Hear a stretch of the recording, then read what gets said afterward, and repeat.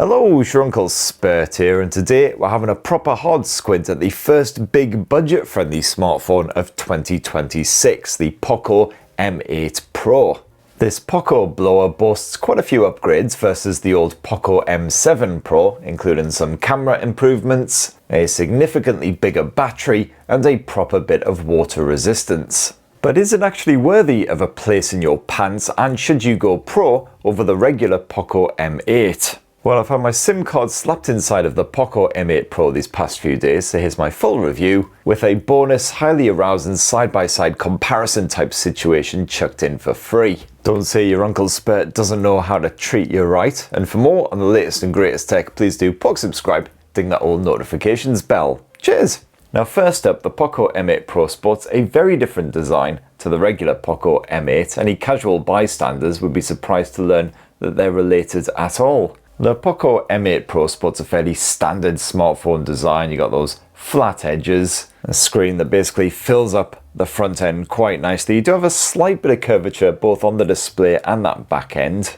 We are talking pretty subtle here though. It does have a slight impact on the hand feel. Makes the grip a wee bit more comfortable compared with the sharp corners you get on a lot of blowers these days. Meanwhile, the regular POCO M8 sports a fully rounded old school finish. Some serious sloping at the edges for both the screen and the arse end. So clutching it is an absolute delight, easily my favourite thing that I've had in my hand so far in 2026. Well, second favourite I guess. However, occasionally when you're clutching the POCO M8 quite tight, as you can see there, your palm flab can kind of intrude on that display and bulk up the responsiveness. I found this is particularly annoying when I'm trying to take a photo in landscape mode. Sometimes just a bit of your finger will kind of stray onto a corner of the screen and it'll be completely unresponsive again. You won't be able to actually take any photos or anything.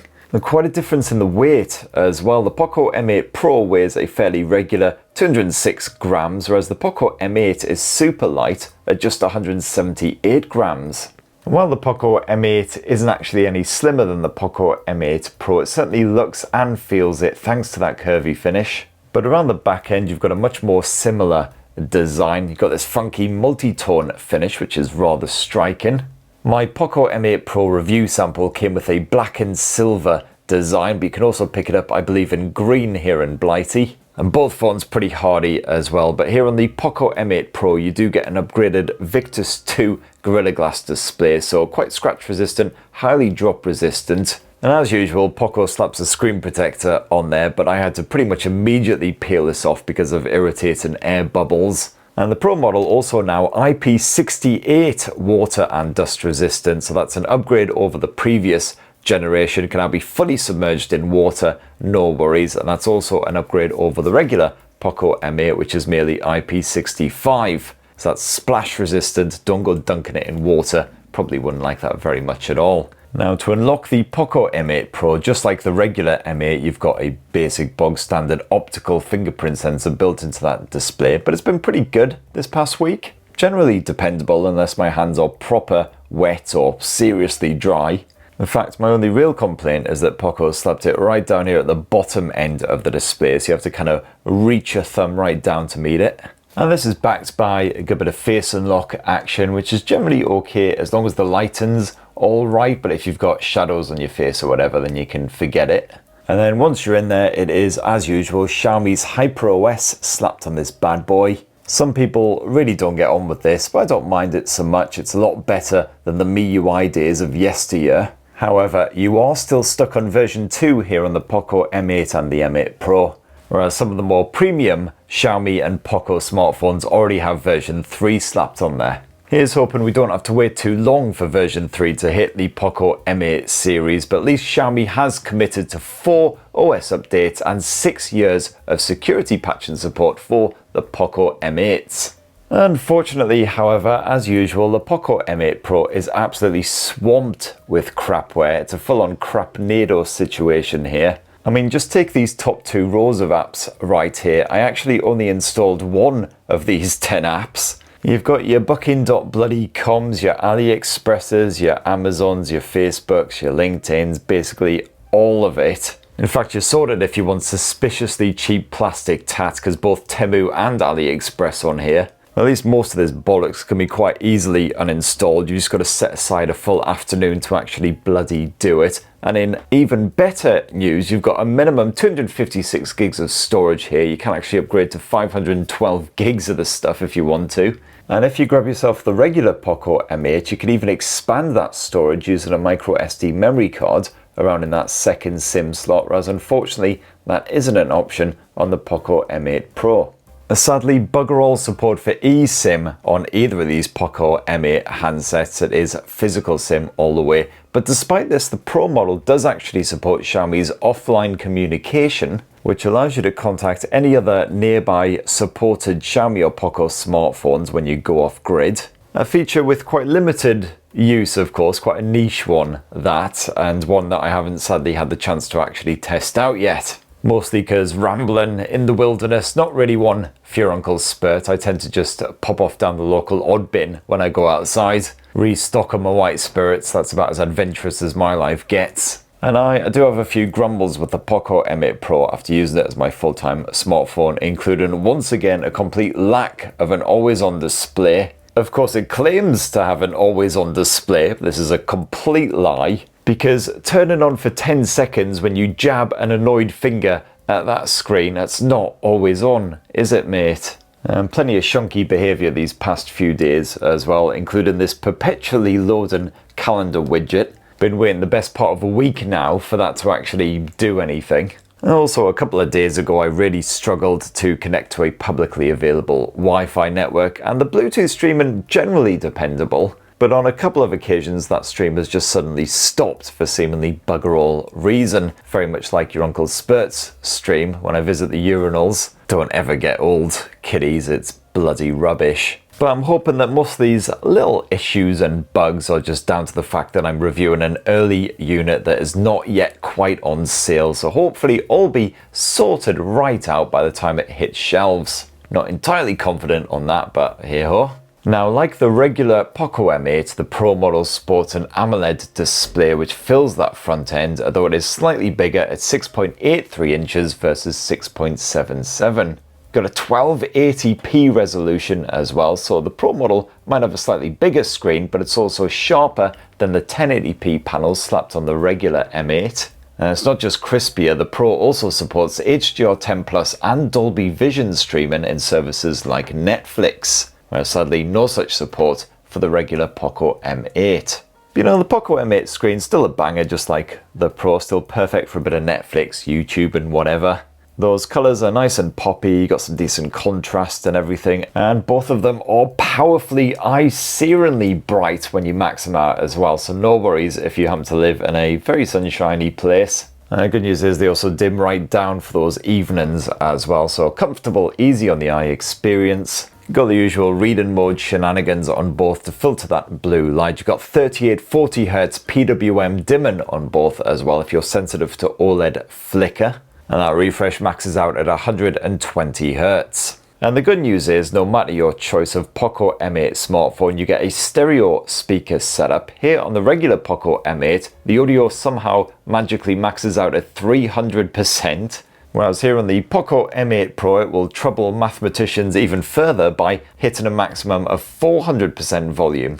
And there certainly is a clear difference when you do max out the audio here on the Pro model. It is certainly louder. It is incredibly loud, in fact. And your Uncle Spurt's tinnitus might have just knocked up a notch after using this thing for half an hour. So super boomy sounds, not too tinny either, even when you do throw it up to that 400% level. I certainly wouldn't sit there listening to Spotify through the speakers. I always slap a Bluetooth headset on because it's not quite good enough for music, but still perfectly great for a bit of Netflix or YouTube or whatever. And quite well balanced audio as well. It's not the bottom speaker that is pulling most of the weight here. That top speaker also does a pretty bloody good job too. You've got a good bit of Dolby Atmos audio tuning slapped on there, in addition to Xiaomi sound. And you've also got a graphic equalizer that you can play around with if you want to fine tune it. I already mentioned that the Bluetooth streaming generally dependable, a couple of cutouts here and there, nothing too troublesome, but the Bluetooth range wasn't fantastic here on the POCO M8 Pro. I did find if I left this phone in one room then wandered to just the next room along, sometimes could get a little bit patchy. As for the performance, well, pretty basic stuff here for the regular POCO M8, which is powered by Qualcomm's Snapdragon 6 Gen 3. But things are certainly knocked up a notch with the POCO M8 Pro, which is powered by Qualcomm's Snapdragon 7S Gen 4. So the Pro model's chipset boasts a faster clock speed. You've also got the more powerful and capable Adreno 810 GPU versus the 710. It's also worth noting that both of these POCO smartphones come with 8 gigs of RAM as standard, but on the Pro model you can upgrade that to 12 gigs if you want to, and my review sample is the 12 giga. Now, everyday shenanigans with the Pro reasonably smooth. Occasionally you will need to be a wee bit patient, but apps usually load quite quickly, and side-by-side multitasking thankfully doesn't just grind things to a screeching halt. And the POCO M8 Pro can also just about cope with proper hardcore games like Wuthering Waves, as long as you keep them on the lowest graphic settings. Although the frame rate does occasionally dip into single digits when things get rather heated, especially when you're just starting off in the game. And frankly, it's a far from ideal way to actually enjoy the experience.